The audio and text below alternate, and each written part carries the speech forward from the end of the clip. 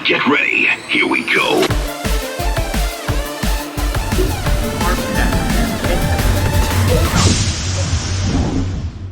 What is going on, everybody? It is Arkham here. 2024 has really been a year of memories. It is the start of my channel in May, all the way up to December. I've been trying to base together about what were some of my favorite memories from 2024. And there were a lot of really, really good memories to think about. And the fact that it took me basically 3 months since New Year's Day to think about this honestly shows just how difficult this list was to make.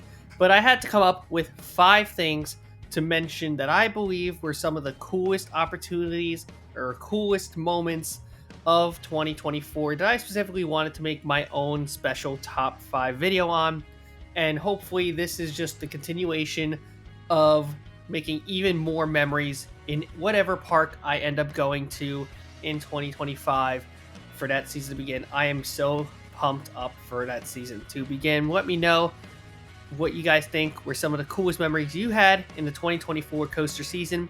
But now I'm here to discuss mine. Don't forget to leave a like, comment, subscribe, and always thank your ride operators. Let's get into the top 5.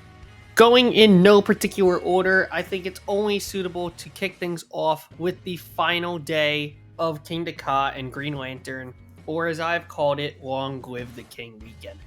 This whole 4-day extravaganza celebrating the life of Kingda Ka, as well as getting our final rides on Green Lantern, all those rides which have been unannounced for their removals from the park, is quite crazy. This whole past week, that whole 4-day stretch, was one of the most emotional days that I've ever had in a park ever. It really took a toll on everybody there. Everybody was gathered around, especially on that Sunday of November 10th. It was really a special occasion to be around a bunch of other coaster enthusiasts and other people that had flown in from like Europe, and even some from Canada flew down just to get their final rides in on Kingda Ka, which is crazy just to even see even the whole rush in from earlier in the day, from the first thing, it was packed to the brim right from the start, and it was a fantastic day. It was so well done. I mean, everybody coming together, saying goodbye to a legendary roller coaster, and man, it sucks what happened, but you know what? We all have moved on, and we will see what happens in the future with this ride. But this has to be one of the greatest times of this year that I get to celebrate this ride's life with everybody. Let's move away from Six Flags Great Adventure for a little bit and talk about Dorney Park, a park that I never had visited until just in July of 2024. And it so happened that my visit to Dorney Park was going to be one of my biggest accomplishments for my roller coaster enthusiast tenure, in the fact of achieving my 100th roller coaster on Iron Menace. Iron Menace was my first ever B&M dive coaster, as it was also my 100th roller coaster. The whole entire Steelyard section is fantastic. I really love what they did with that whole thing, and kind of giving Possessed a little bit of a re-theme sign. But Iron Menace, of course, being the star of the show. What a really cool ride this was, and I think it was only fitting for it to be my 100th coaster, just because of it being a new gen sort of dive coaster with 7 across seating, and it also having a really cool layout. Yes, it was short. Yes, it was on the rougher end, but you know what? It just showed that roller coasters are just continuing to evolve, especially from B&M, and this was just another prime example of that. A dive coaster with the Beyond Vertical Drop was an awesome sensation, and I am so happy and pleased with how everything worked out from my visit to Dorney Park, and I cannot wait to go back there again next time. To circle back now to Six Flags Great Adventure, I want to make a mention to Flash Vertical Velocity, a ride that has been constantly in construction throughout my time at the park this past season. But more particularly, I want to talk about a moment that was really cool to see. Flash testing. But not just Flash testing as of ordinary, flash testing at night for the first ever time with the park being open. This actually happened on Halloween, where it seemed like they were doing some work, and I got really curious and I wanted to check out the whole entire site. Then the light for the beacon tower turned on, and then the lights for the cars turned on, and then at that point the train launched, and wow, oh wow, everybody went crazy when it happened. I mean, it is Halloween after all, and there are many tricks. It's sending. Send! What an awesome, awesome time to get a ton of really cool footage of a cool coaster that's right at the front of the park. I really, really think this ride is going to be so much fun to watch next seat in 2025. This is going to be an eye candy ride, not only because it's at the front of the park, but because you are going to see that train everywhere you go. I'm honestly really curious to see how this ride is from the top of the turnaround on El Toro, because that's going to look so cool to get that visual of Flash operating and then you're turning into that first drop of El Toro. That's going to be one of the coolest sights of this whole entire season. And it'll make me more excited to see whatever they do in 2026. But right now, I'm looking forward to Flash and how that's going to turn out, because Flash at night might be one of my favorite night rides for 2025 from the looks of things.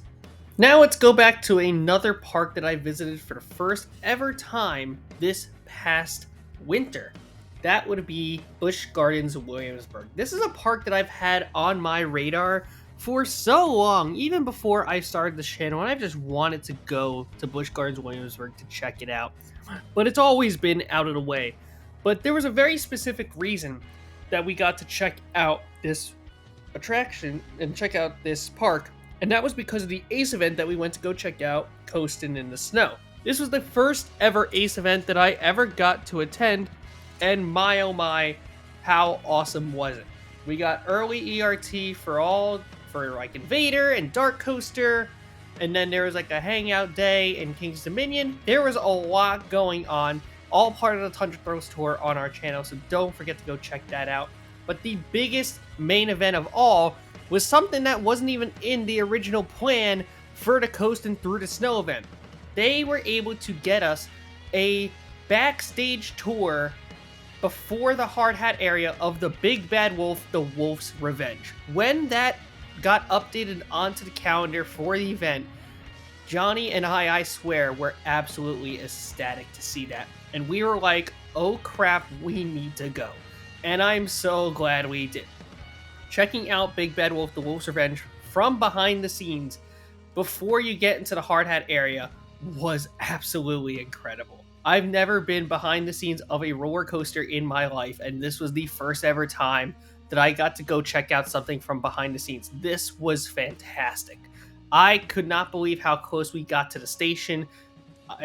All the amount of details that they were talking about, with basically making the village from the ground up, to using the old Drakenfire station, to just incorporating that whole Drakenfire plot and area around it to build that area back up again.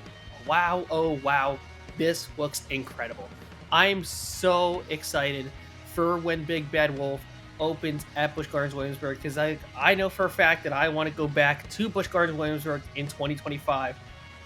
Holy moly. And it's more than just Big Bad Wolf, it's because of everything else as well. So even though Busch Gardens Williamsburg was definitely the biggest and one of the biggest things that I got to accomplish in 2024, I just cannot wait to go back. But Big Bad Wolf's tour being a last minute addition into this ACE event just put the icing on the cake for my trip down with Johnny to check out the Big Bad Wolf. This was awesome. And for the final memory that I have of the 2024 season at Six Flags Great Adventure, I want to go to something that happened much, much earlier in the season. So one of the biggest things that ended up happening was that this specific day that I went to Six Flags Great Adventure was very interesting, because it started out all by seeing that they put the Venga bus in front of the Joker, which was really, really cool. But on top of that, they were also starting to test Zumanjaro again, which then actually ended up opening later in the day. And when I found out about this, I went all the way from Jersey Devil after getting off and stormed all the way up to the Golden Kingdom to the opposite side of the park to get in line for Zumanjaro. So happens that this would be the first ever time I've ever ridden Zumanjaro, but little did I know is that it would eventually be my last ride on Zumanjaro. So it was a beautiful introduction into the ride, but also kind of a bittersweet goodbye to the attraction, as that ride would eventually be taken down by implosion because Kingda Ka's tower was later imploded. This was really crazy for me to think about. I've never been on a drop tower of a scale like Zumanjaro, and it's big enough to know that it had that much of an effect on me where I felt it was necessary to apply and put on this list here. And I attempted to not put it on here, but I really felt like Zumanjaro is just a whole different ballgame. And really looking back at the footage now of this, I really get to see, man, how cool were those interactions with Kingda Ka and Zumanjaro. What really could have been. But wow. Zumanjaro is one of my favorite drop towers of all time, and it will always remain that way. I don't think it'll ever top Tower of Terror at Hollywood Studios for me personally, but it is an awesome, awesome, awesome attraction. I'm so glad that I was given such a rare opportunity to go out and ride it because, wow, guys. It stinks. The only one of these technically left is now Lex Luthor Drop of Doom over at Magic Mountain, which has since reclaimed that record. And man, I'm at a loss of words with this ride. It was so cool going right up to it, getting some cool footage of it, seeing a duel, and eventually even riding Zumanjaro while a duel was happening. It really was a really cool full circle moment to actually get to experience how that felt. So I have to put Zumanjaro's ride experience here on this list to be recognized.